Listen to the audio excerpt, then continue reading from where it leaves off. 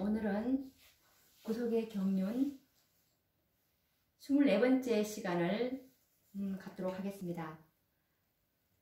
오늘 연구할 주제는 남은 교회의 최후의 승리라는 주제를 가지고 연구를 해보도록 하겠습니다. 지난 시간에 우리가 남은 교회의 최후의 이 승리할 교회를 우리가 확인을 했는데요.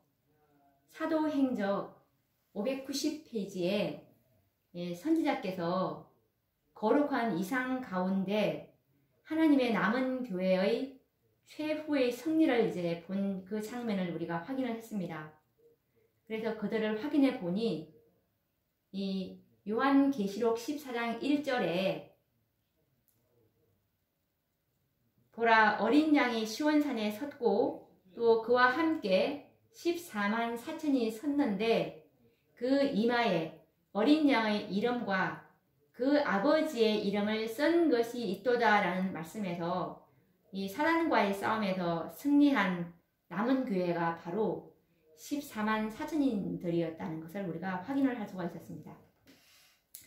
이 14만 4천인들은 마지막 선악간의 대쟁투에서 그리스도를 대신해서 사단과 싸울 십자가의 군병들입니다. 이들의 승리로 말미암아 6천년 동안 계속된 율법 전쟁은 막을 내리게 될 것입니다. 사단은 전쟁에서 패배함으로 이제는 더 이상 변명할 수 없는 죄의 창시자로 낙인받게 될 것입니다. 왜냐하면 사단은 말하기를 하나님의 율법은 결함이 있기 때문에 변경되지 않으면 순종할 수 없다라고 주장을 했습니다. 그래서 그리스도께서 육체로 이 땅에 오셔서 그것도 죄 있는 인성으로 육체로 이 땅에 오셔서 율법을 온전히 순종하심으로 율법의 완전함을 증거하셨습니다. 그런데 사단은 굴복하지 않고 또 다른 기만을 만들어서 사람들을 기만해 왔습니다. 그것은 그 기만이 뭐냐 하면 하나님의 자비가 공의를 폐기시켰다. 그러니까 이 십자가의 죽음이 공의를 폐기시켰다는 것이죠. 이것은 곧 하나님의 율법은 어떤 것은 제거되고 변경되었다고 또 다른 기만을 내놓게 되었습니다. 이것은 시대의 소망 762페이지에 잘 나와 있습니다. 십자가 이후에 사단이 또 다른 기만을 내놓을 것이었다 라고 하면서 이 십자가의 예수님의 죽음이 하나님의 율법을 폐기했다 라는 이 주장을 사단이 제기할 것이었는데요. 이와 같은 기만은 오늘날 세상에 편만하게 되었으며 앞으로 절정을 이루게 될 것입니다. 그러면 하나님의 율법은 순종할 수 없고 변경되었다는 사단의 기만을 누가 폭로할 것입니까? 그들이 바로 14만 4천인들인 것입니다. 이들이 하나님의 율법은 순종할 수 있고 변경되지 않았다는 것을 입증할 사람들입니다. 이들은 이들의 생애를 통해서 하나님의 율법은 순종할 수 있다는 사실을 증명하게 될 것입니다. 사단은 이들에게 하나님의 율법을 지키지 못하도록 초인적인 영역을 이제 행사할 것이며 이 세상에서 자신을 추종하는 모든 세력들을 동원해서 이들을 대항하여 일어서도록 할 것입니다. 요한계시록 13장 15절에 보시면 사단이 이제 이 짐승의 우상에게 생기를 주게 되고, 그리고 짐승의 우상으로 말하게 하고,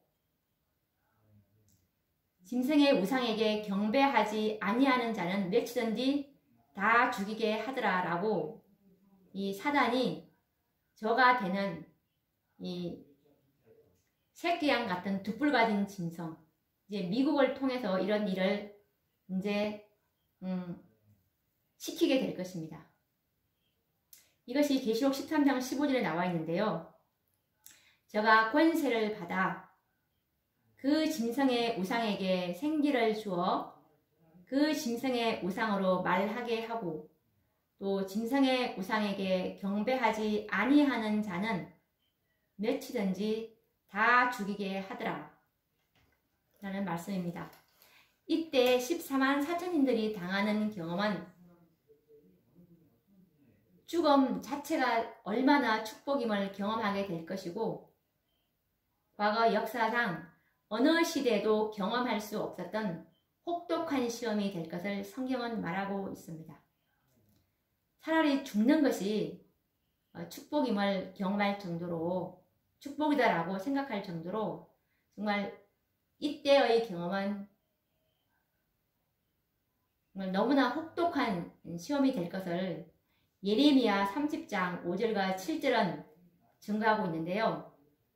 여호와께서 이같이 말씀하시되 우리가 떨리는 소리를 들으니 두려움이요 평안함이 아니로다. 너희는 자식을 해산하는 남자가 있는가 물어보라.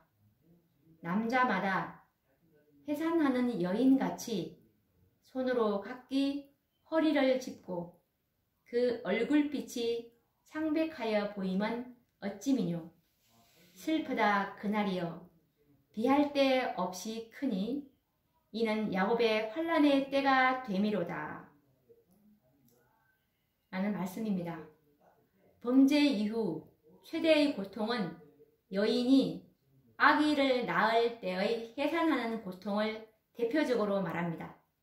그러나 이 14만 4천인들이 당할 고통은 여인의 해산 고통이 아닌 남자가 해산하는 고통으로 표현하셨습니다. 그것은 지금까지 남자가 해산하는 일이 없었던 것처럼 이들이 당할 시험과 시련은 이 세상에서 경험할 수 없었던 혹독한 환난이 될 것을 뜻하는 것입니다. 이와 같은 고통 속에서도 14만 4천인들은 믿음으로 승리할 것입니다. 14만 4천인들이 겪을 경험은 특수한 경험이 될 것입니다. 이 세상 그 어느 누구도 당하지 않았던 경험들을 당하게 될 것인데요. 첫째, 이들은 어떤 경험을 살게 되냐 하면 그리스도의 중보가 없는 생애를 경험하게 될 것입니다. 창조 이후에 모든 죄인들은 그리스도의 중보를 힘입어서 승리하는 생애를 살았습니다. 그 누구도 자신의 힘으로 사단을 이길 수는 없습니다. 그러므로 성경에 나오는 모든 믿음의 조상들도 그리스도의 중보의 언덕으로 죄와 사단과의 싸움에서 승리할 수 있었습니다. 아브라함, 이삭, 야곱, 모세 등등 이런 기라성 같은 우리 믿음의 선구자들이 모두 그리스도께서 중보하시는 가운데서 승리를 얻을 수 있었고, 신약시대의 베드로나 요한, 사도 바울 역시 그리스도의 중보하심을 힘입어서 승리할 수 있었습니다. 그러나 이 14만 4천인들은 그리스도의 중보가 없는 상태에서 사단과 싸워야 하는 경험을 하게 될 것입니다. 이 경험은 우리가 상상할 수 없는 경험이 될 것입니다. 왜냐하면 오늘날 우리들은 그리스도의 중보의 은택을 충만히 누리면서도 죄와 사단과의 싸움에서 너무도 자주 쓰러지고 넘어집니다.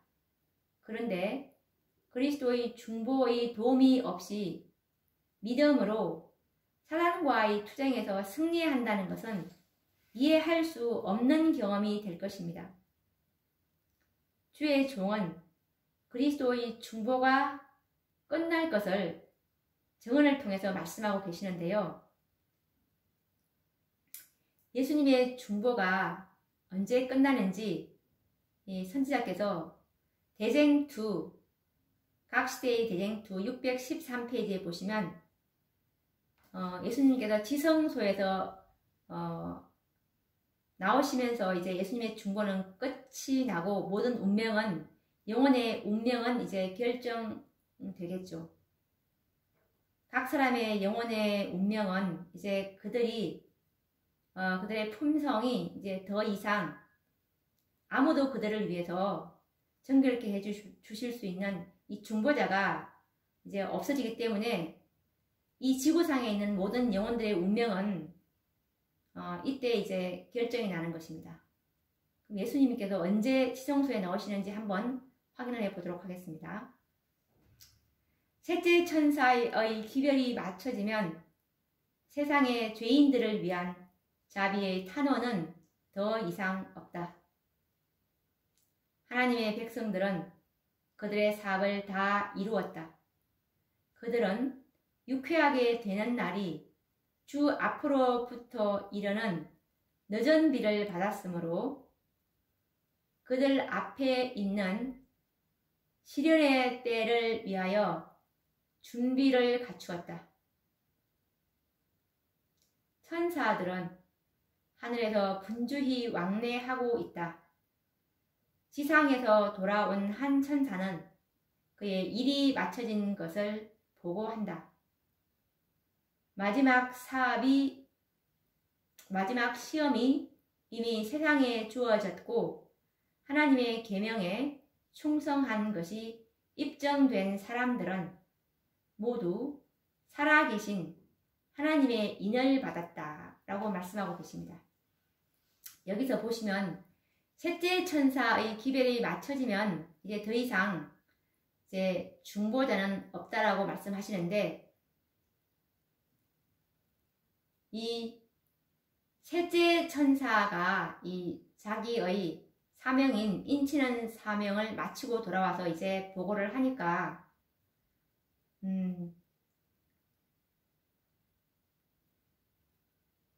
하나님의 계명에 충성된 것이 입증된 사람들, 이들이 바로 요한계시록 14장 12절 말씀에 성도들의 인내가 여기 있나니 하나님의 계명과 예수 믿음을 지킨 자들입니다. 이들은 모두 살아계신 하나님의 인을 받았습니다. 자, 그러면 이제 이때에 어떻게 되는지 계속 연결해서 읽어보도록 하겠습니다. 이것도 대쟁2 613페이지 이어지는 내용입니다. 그때에 예수님께서는 하늘 성소에서 당신의 중보 사업을 그치신다. 여기서 보시다시피 살아계신 하나님의 인, 계시록 7장 2절에 살아계신 하나님의 인을 이제 받은 이 사람들이 수요가 다 찼을 때 예수님께서 중보를 거치신다고 말씀하고 계십니다. 이들의 수요는 요한계시록 7장 4절에 인마전 자의 수를 들으니 이스라엘 각 지파에서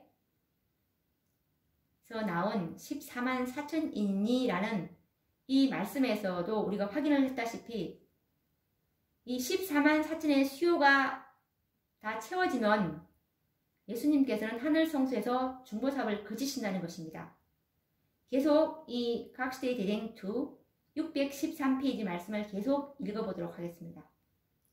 그분께서는 손을 들어 큰 음성으로 되었다 라고 말씀하신다. 그리고 그분께서 불의를 하는 자는 그대로 불의를 하고 더러운 자는 그대로 더럽고 의로운 자는 그대로 의를 행하고 거룩한 자는 그대로 거룩되게 하라라고 엄숙히 선언하시자 온 하늘의 천사들은 그들의 면류관을 벗는다. 생사간에 모든 사람의 운명이 결정된다. 그리스도께서는 당신의 백성들을 위하여 속죄 사업을 마치시고 그들의 죄를 도말하셨다. 주님의 백성의 수효는 찼다. 주님의 백성의 수요가 바로 이 살아계신 하나님의 인을 맞는 자들의 이 수요를 말하는 것입니다. 이들의 수요가 계시록 7장 4절에 나와 있죠. 입맞은 자의 수를 들으니 14만 4천인이니 라고 분명히 주님께서 수요를 지정해 주셨습니다. 계속 읽겠습니다. 나라와 권세와 온 천하 열국의 위세는 바야흐로 구원의 후사들에게 주어지고 예수께서는 만왕의 왕, 만주의 주로 통치하시게 된다. 주님께서 성소를 떠나실 때 이 땅의 거민들에게는 암흑이 덮인다. 이처럼 두려운 시기에 의인들은 중보자 없이 거룩하신 하나님 앞에서 살아야 한다. 악인들을 누르고 있던 억제는 제거되고 사단이 마침내 회개하지 않는 자들을 완전히 지배하게 된다. 하나님의 오래 참으심은 끝났다. 지금 제가 각 시대의 대쟁투 613페이지 말씀을 지금 영문 페이지로 읽어드리고 있는데요. 이 예수님의 중보사업, 즉 은혜의 시기 마침은 셋째 천사의 사업인 살아계신 하나님의 인의 수요가 찰 때 예수님께서는 지성소에서 나오심으로 이제 이 땅의 모든 영혼의 운명은 결정이 되었고 이제 살아계신 하나님의 입맞지 않는 자들은 짐승의 표로 결정이 되는 것입니다. 왜냐하면 이 살아계신 하나님의 입맞은 자들만이 지성소의 중보의 혜택을 받았고 그 나머지 이 사람들은 혜택을 받지 못했기 때문에 불의한 자는 그대로 불의하고 더러운 자는 그대로 더러운 상태인 품성의 부족으로 인해서 그들은 짐승의 표를 받을 수밖에 없는 그런 상태가 되었습니다. 그리고 이 14만 4천인들의 또 이들은 또 어떤 경험을 하게 되냐면은 성령의 중보도 지상에서 거두어진 상태에서 살아야 한다는 것입니다. 그리스도의 중보가 끝남과 동시에 이 땅에 충만하게 부어주셨던 이제 성령은 이제 거두어지게 되는데요. 죄인들이 빌 바를 알지 못할 때 말할 수 없는 그 탄식으로 죄인들을 대신해서 탄원하시던 이 성령께서 우리의 마음을 감동케 하셔서 죄를 깨닫게 하시고 그리고 죄를 회개하도록 우리의 마음을 위로하셨던 그 성령께서 이제 이 땅에서 이제 성령은 거두어질 것입니다. 왜냐하면 이제 구속 사업이 끝났기 때문에 죄인들을 위한 속죄 사업이 끝났기 때문에 성령이 이제 있을 필요가 없겠죠. 그래서 이 땅에서 이제 거두어지게 되는 것입니다.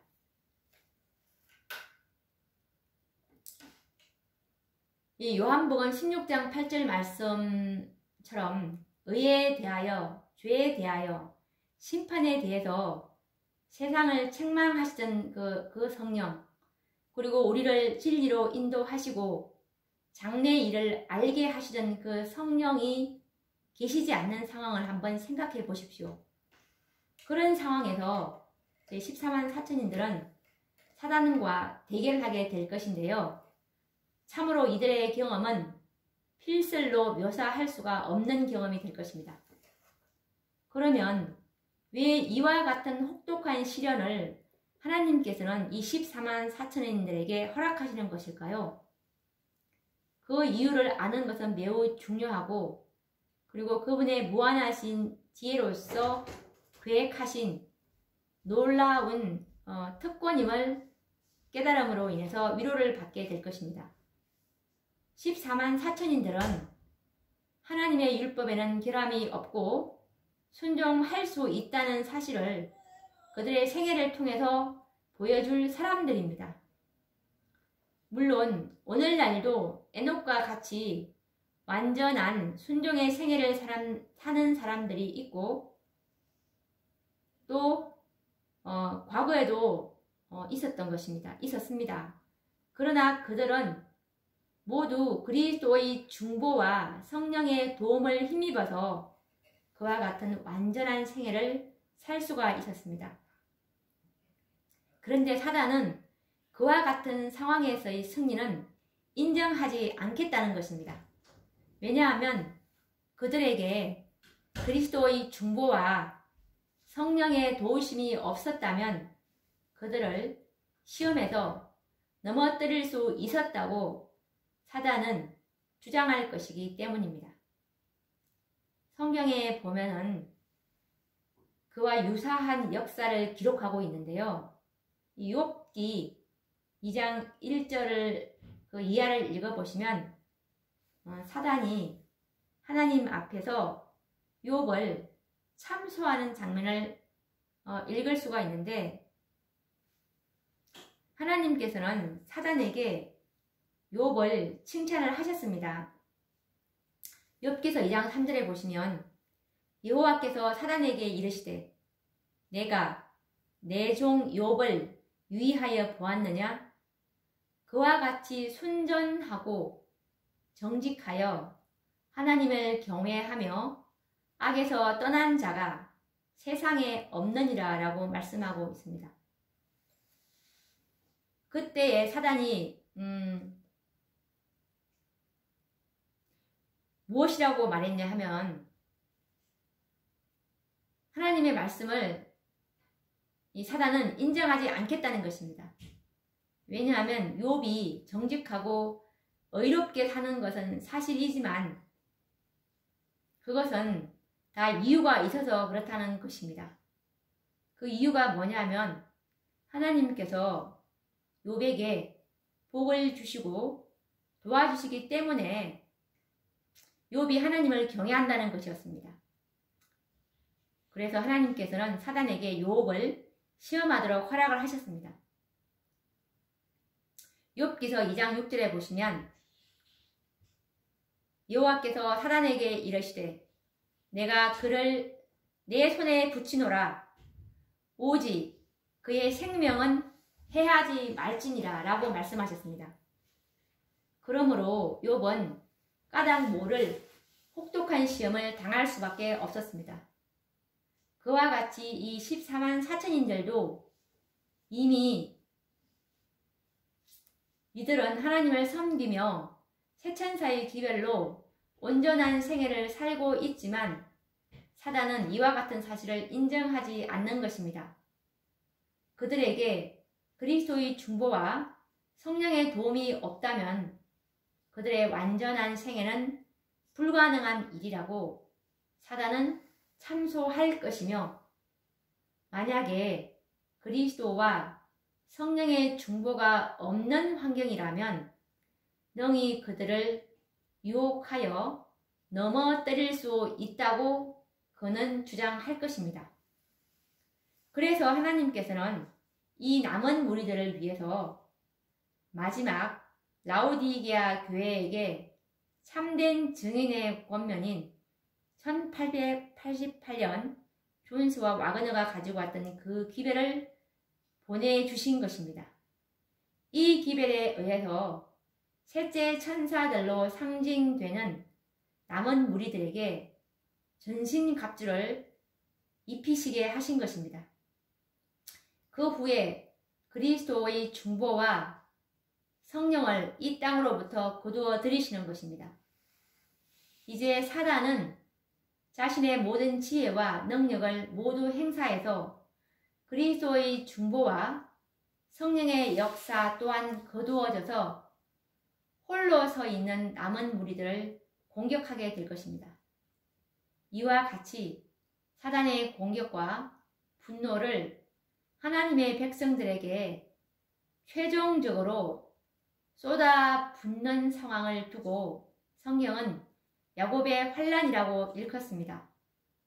이 환란의 때에 지상에 살아서 통과하는 백성들은 14만 4천인들이며 이들은 사단의 온갖 분노와 생명의 위협 속에서도 하나님의 율법을 충성스럽게 옹호할 것입니다.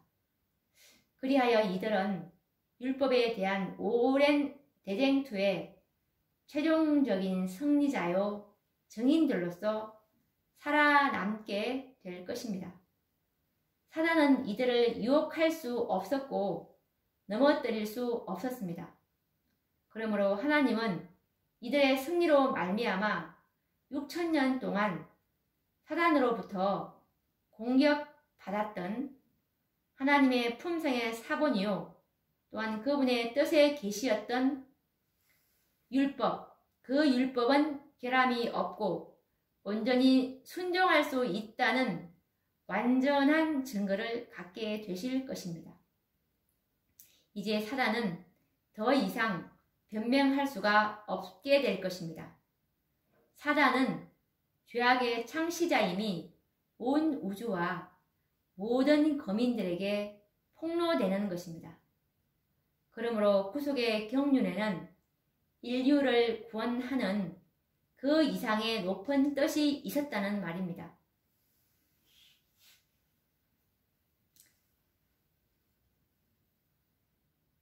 예수님이 이 땅에 오신 것은 이 작은 세계인 이 죄지은 이 땅에 사람들을, 지구에 있는 사람들을 구원하시려 오는 것보다도 더 광범위한 목적이 있는데 그것이 바로 사단이 제기한 하나님의 율법에 대한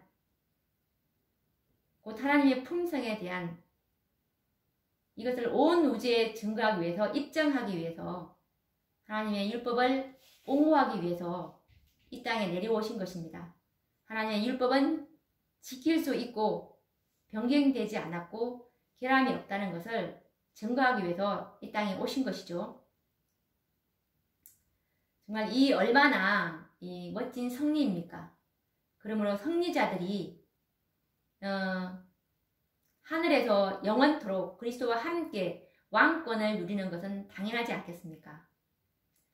예수님께서 그렇게 이 십자가로 이루셨지만 사단이 이제 또 다른 기만을 내놓기 때문에 이제 그것에 대한 완전한 참소를 막기 위해서 하나님께서 정말 우리도 14만 4천인들도 이 라오디게아 시대 때 이 제3차 율법 전쟁에 예수님 같은 똑같은 역할을 하게 될 것입니다. 정말 우리의 생애로 하나님의 율법을 지킬 수 있다는 것을 온전히 입증해야 하는 것이 이 마지막 시대에 구원받을 백성들의 사명이자 의무라는 것입니다.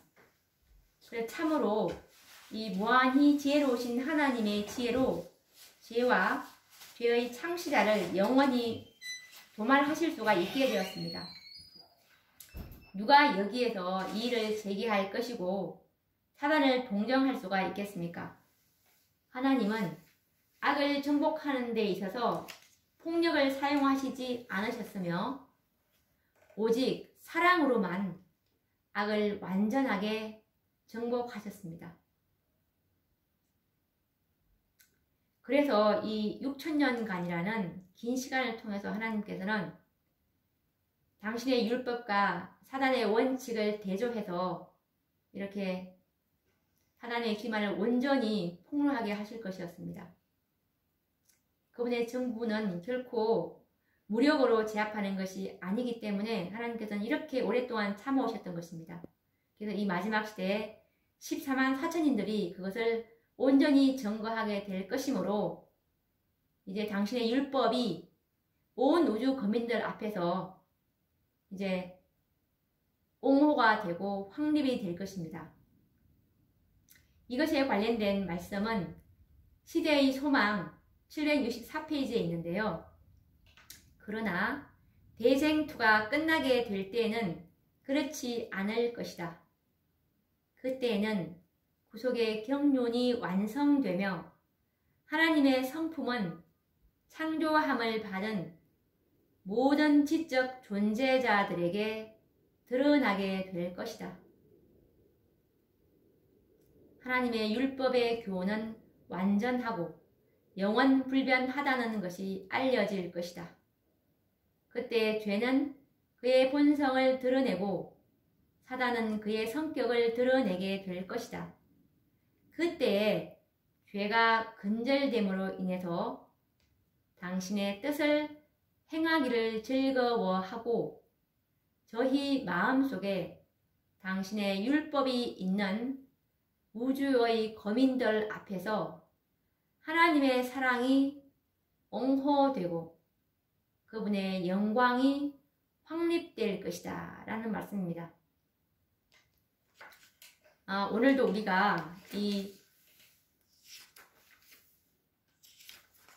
14만 4천인들이 이 라오디게아 시대의 최후의 승리의 이 남은 무리가 될 것이고, 그리고 이 14만 4천인들이 어떤 특별한 경험을 갖게 될 것임을 우리가 연구를 하게 되었습니다. 그러면 이 다음 시간에도 이 14만 4천인들에 대해서 또 더 깊은 연구를 해보도록 하겠습니다. 그러면 또 다음 시간에 뵙도록 하겠습니다. 감사합니다.